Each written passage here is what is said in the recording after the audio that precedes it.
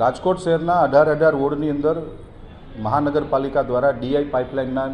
સેટઅપથી પાણી વિતરણ અમે લોકો કરી રહ્યા છીએ।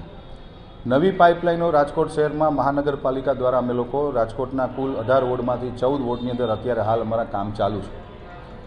આપના દ્વારા જે પ્રશ્ન આવ્યો છે કે ક્યાંક ને ક્યાંક ગંદા પાણીની ફરિયાદ આવે છે, એ ફરિયાદનું તાત્કાલિક નિરાકરણ થવું જ જોઈએ, કારણ કે ક્યાંક ને ક્યાંક આવે છે, અમુક સોસાયટીમાં આવે છે, અમુક ઘરની અંદર ગંદા પાણીની ફરિયાદો પણ આવે, તો એ તાત્કાલિક નિરાકરણ થાય એના માટે વોર્ડ ઓફિસરની જવાબદારી પણ અમે લોકોએ ફિક્સ કરી છે અને જે તે વિભાગના પાણી અધિકારીઓ જે તે વોર્ડના એની પણ કડકમાં કડક એની જવાબદારી થાય છે ને એવી સૂચનાઓ મારા દ્વારા અમે લોકો આપે છે। એવા rare of the rare cases બનતા હોય છે, પરંતુ ક્યાંય પણ કોઈ પણ જગ્યાએ ફરિયાદ આવે તો મહાનગરપાલિકાનો કમ્પ્લેન નંબર પણ છે,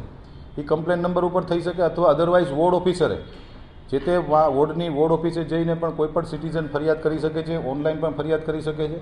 હું મારા દ્વારા ખાતરી આપું છું કે જે આપનો જે પ્રશ્ન છે 3-4 દિવસ સુધી ગંદુ પાણી આવે,